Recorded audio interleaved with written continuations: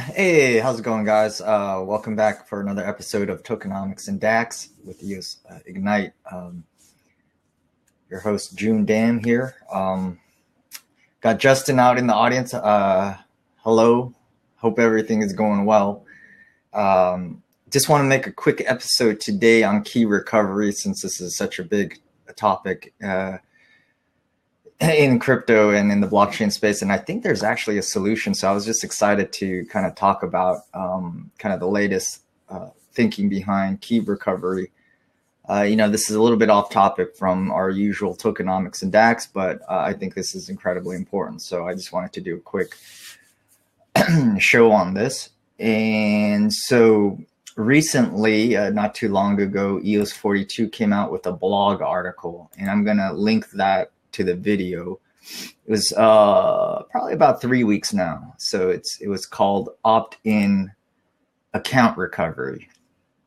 And the funny thing is, I read through it and I was like, yeah, this is great. This is the way to go. And because in my mind, I was always thinking, yeah, just having some kind of multi-sig with a KYC provider is a practical way to solve lost passwords. Then I realized, there's actually a little bit more nuance to this method that was mentioned in the article that EOS 42 describes. And so I wanted to cover that, why I think it's actually a stronger system than, I was thinking originally. And the funny thing is I read the article and I was like, okay, this is great. I kind of scanned through it and I was like, okay, this is kind of what I was thinking about KYC. Having a custodian, but you actually can have a more trusted system using the method they describe. And I actually think it's probably similar to what Block One has set up for their wallet. I'm wondering if the Block One wallet is even more advanced or even kind of an improvement on this kind of method. So just going to go over the key recovery system. And just to give you a background, hey, how's it going, Mel? Key recovery is the single biggest issue in cryptocurrency. It's not only an EOS problem. Hacks are a problem, but more broadly, if you lose your keys or you lose your passwords, it's just as bad, and that's more likely to happen. You're more likely to lose your password or forget your password than get hacked. And so in cryptocurrency, we've been around for 10 years. In Bitcoin, I think some of the figures I've heard was that 20-30% of people have lost or forgotten their password, and that's not a great system for the future of money and finances, right? But I think there is actually a simple, robust system for key recovery, and so that's what I'm going to explain today. It's actually, it's what EOS 42 has written about a few weeks ago, called opt-in account recovery. So I'll kind of explain that, screen share their article, and just really discuss kind of why it's so important, why it's a breakthrough. And I think it was actually, Bytemaster has mentioned that he's kind of solved identity and key recovery. And I think it's a very similar process to what Bytemaster and Dan Larimer invented earlier, that and haven't disclosed yet with their wallet. So let's talk about this real quick, because I think, again, this is a breakthrough, and that's why I feel like just covering this topic first. Let me see. So let's go to the EOS 42 blog, and that's what I recommend you guys read. Let me see. So I think I might be sharing my screen here.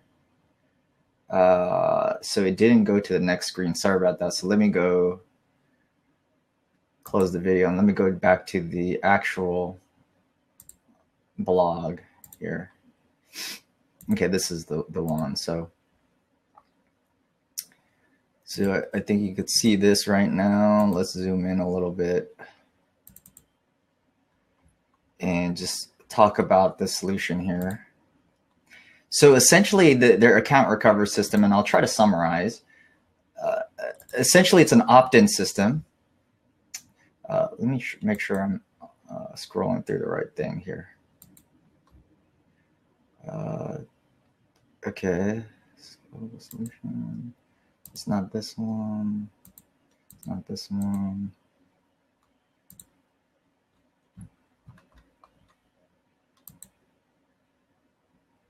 It's not this one. Sorry about that. So let me make sure that I'm on the right document here. Okay, cool. So I'm on the right screen here. So a scalable solution for account recovery. You know, they're talking about hacked accounts here. And they said, you know, finding a scalable middle ground between, you know, two philosophical positions will be crucial for mass adoption. You know, something about code is law. We could go with the code is law route, or something where there's more human intervention, right? And this is actually a very, you know, it's kind of a middle ground to that, where you do rely on some humans to validate. So, so what's the solution? So you essentially, your identity, you can hash, right? Any kind of identity, but for EOS 42, they recommend your date of birth, your name, and passport.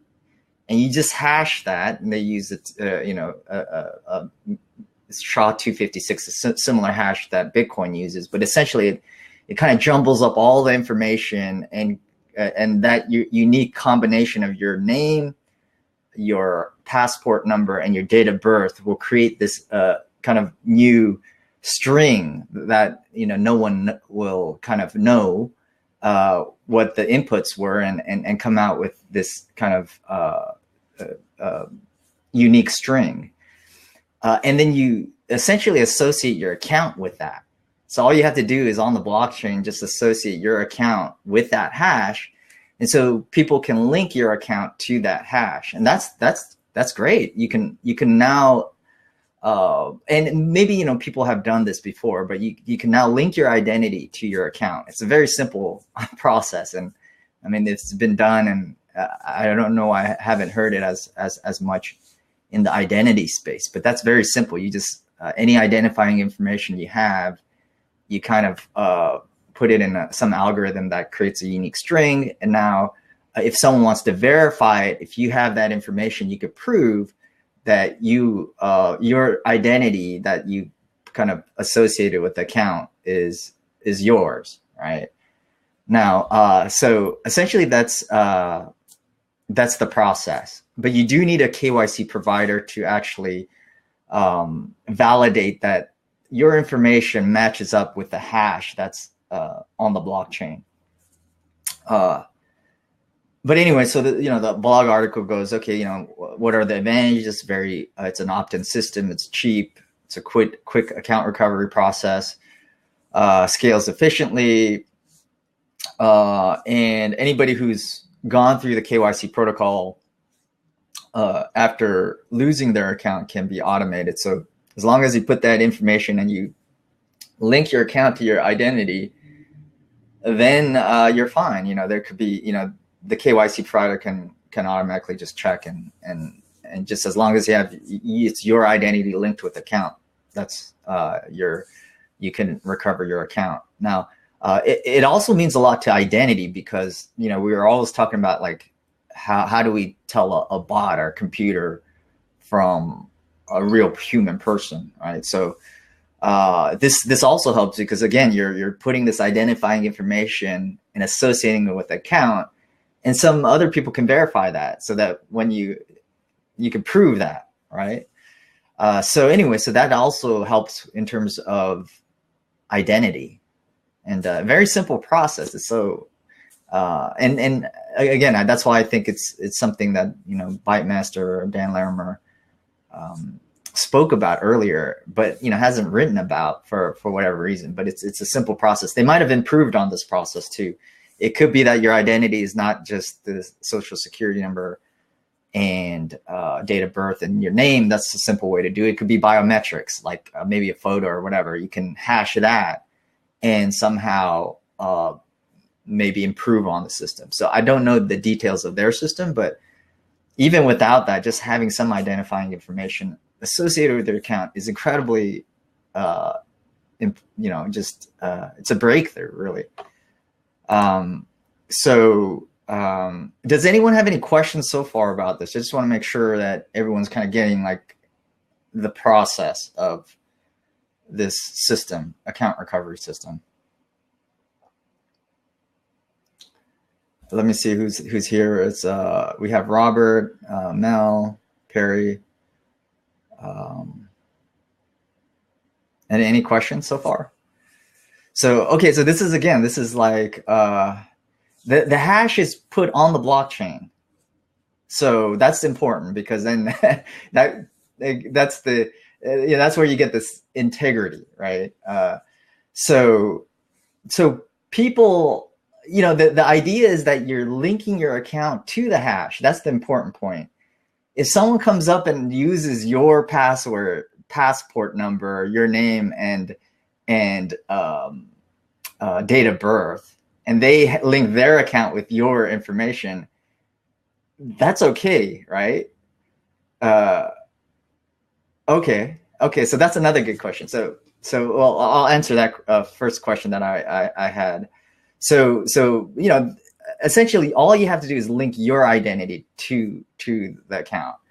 And maybe the first one that does it has priority. Maybe someone might want to kind of create another hash to update it, and there's might be some complications there. But essentially the first one if you put your identity and link it with the account, that's great. So Mel asks, okay, so sure, if it's linked, that's great. But what if it's spent? All your funds are spent. Now, yeah, that's true. If you are hacked, that's an extra kind of complication, because the hacker could probably just send the money out to their account and you would have lost your money. So how do you retrieve it? So again, you can have other DApp layer systems to account for that, where you have some sort of custody that is able to retrieve your money as long as you prove that you are linked via this KYC method. So there's ways to do it that way.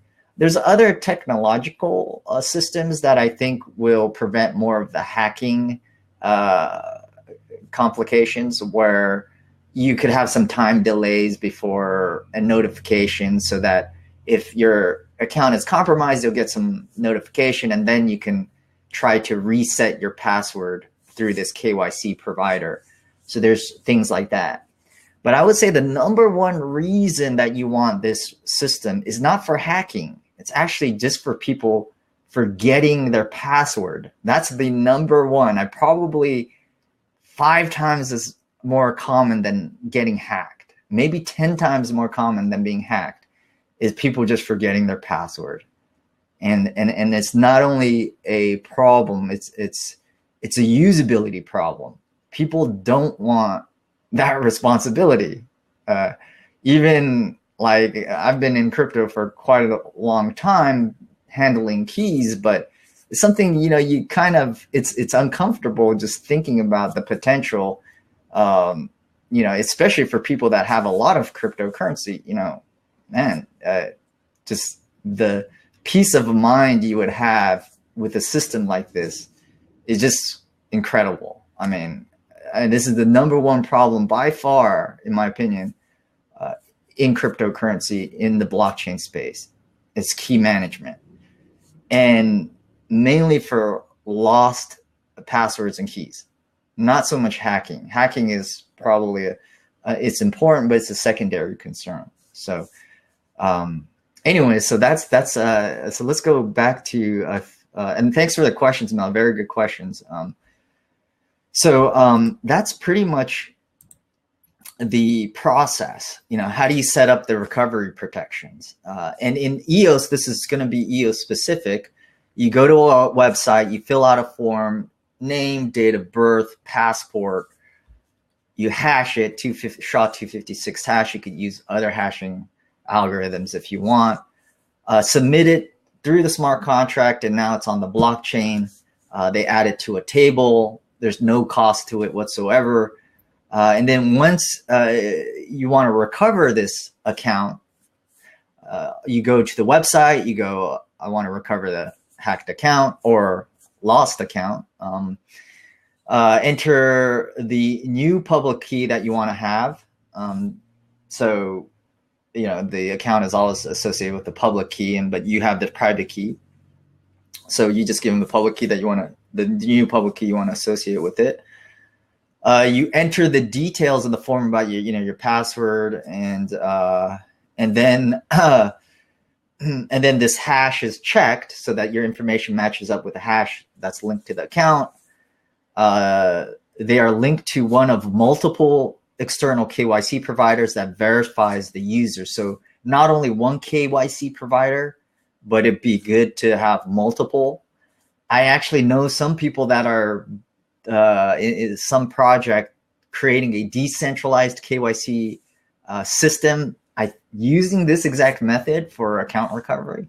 So you can think about different ways of decentralized KYCs where we kind of check each other peer to peer, and you get you have some sort of reputation system so that people know that you're doing a good job.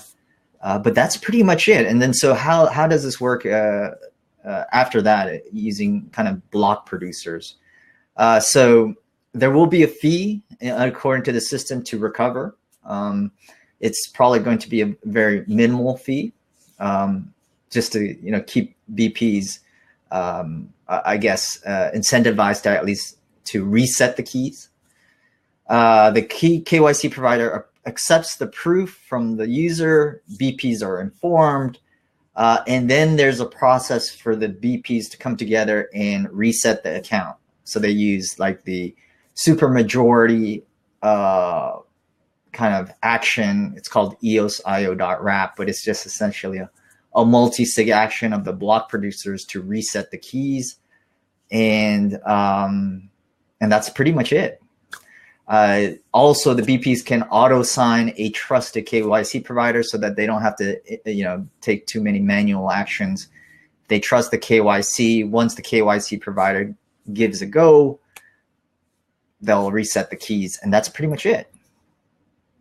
This solution is opt-in, scales, is cheap, can be efficient, and I think it's fantastic. I just think this is a breakthrough. So yeah, it's funny that I think more people should be talking about this particular solution. What is the name of the decentralized KYC project?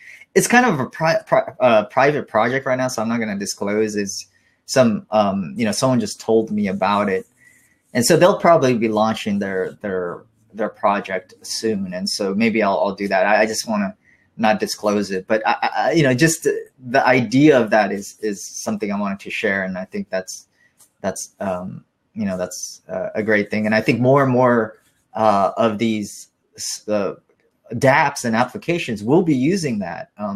It would be great to see. I think the decentralized KYC will probably happen eventually, but the first ones will just be regular KYC providers, whether they're startups or established ones. Probably the established ones will gain the most traction early on, because you probably the centralized system is okay for now for efficiencies. So I think although the decentralized version is neat, and I totally yeah, I think it will be successful in the future. I think right now, for practical purposes, centralized KYCs already have a reputation. They could probably have some kind of liability insurance, things like that might make someone more comfortable. So, and Mel says, yeah, if this works, it's cool. But this is a breakthrough, guys. I mean, everything you guys think about in terms of building, keep this in mind in terms of how new users are going to be interacting with the blockchain system. So I think this is fantastic. They just, it's just, they do this already. They provide KYC information to a centralized entity, but now all you do is send it to a KYC provider, and you don't even have that third party attack vector where like you're given to one company. Now it's just a KYC provider only, instead of both the company and the KYC provider.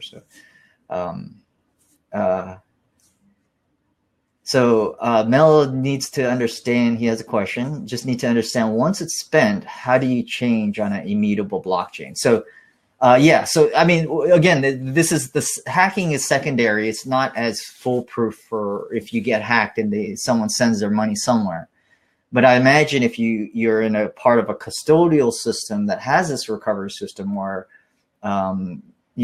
it's the money is that you're spending back and forth is all custodied with let's say a DApp layer company or a custodian, that they can somehow like reverse those transactions that everyone's participating, like of those that are participating in this network. So you could send the money to this custodian, let's say, and it's not really being sent to the other user until they kind of authorize it, and the user that you're sending, like, so you can kind of reverse the transactions if you have some sort of custodian in between.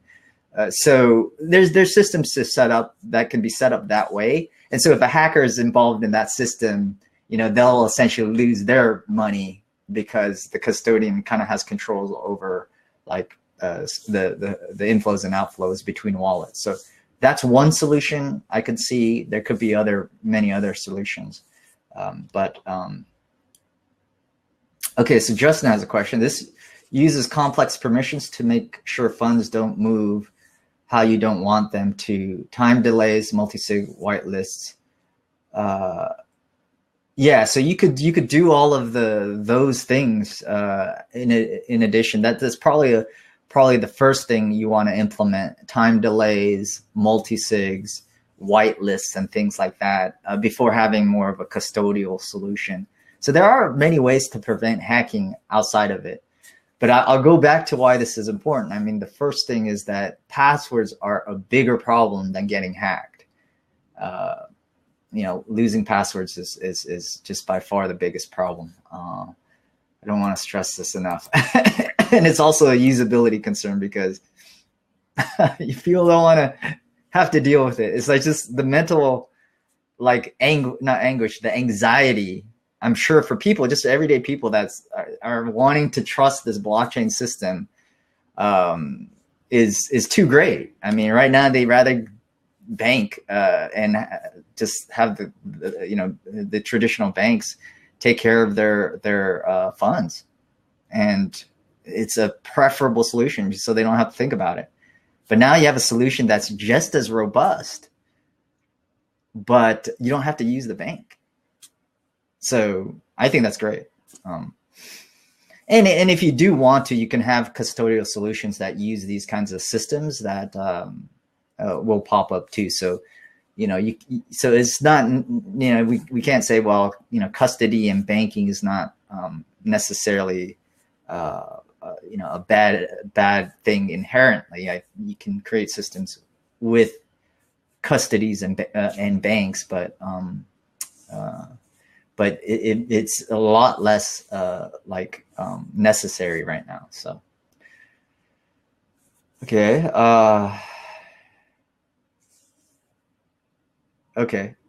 Okay, great. So yeah, thanks guys. Justin and Mel having some conversations about kind of this particular method. Perry says, I agree, key management is the biggest obstacle to non-technical audience. Yeah, it is. I mean, this is the key to mainstream adoption. That's why I get excited. I think really we're there. After this, we're there. It's very usable. I mean, EOS is very performant. This is a key solution for all crypto too. It's just not only EOS, but I mean, it's great for EOS because now you have applications, you have key management. We're there. I think we're there. It's just a matter of time that we're mainstream right now. So Justin, there's a link. Let us know what the link is about, and I can link that video to this video that we'll have. And I think that's pretty cool. So anyways, last questions, and then I'll kind of wrap up. I thought this would just be a great topic to discuss before, because I've been thinking, yeah, this is a breakthrough. Might as well like just kind of talk about this. It's just exciting. So, and it's just, I want to spread this to like all the other ecosystems as well. So EOS Weekly talks about using, EOS Weekly is a great show. I have to catch up, but I know I've seen their content. It's fantastic. So they talk about using complex permission structures for account protection. So I will post that link from EOS Weekly to this video, and then we'll go from there. So yeah, and Block One's going to make some announcements in June. So likely June. That's what we've been hearing, and I think they're going to talk about account recovery. They're going to talk about maybe their social network. They might be talking about UBI, all packaged all in one to kind of get crypto mainstream. So kind of excited to see. So I better wrap up. I gotta take a call at 1:30 here. So Justin says real quick, the episode linked here is the most important thing people can read right now to understand DPoS, or to watch. And so I'll link that video. And thanks a lot, guys. This is great. We'll catch up with you guys next week. And I'll post this video soon. Really appreciate it. Thanks, guys. And see you next time.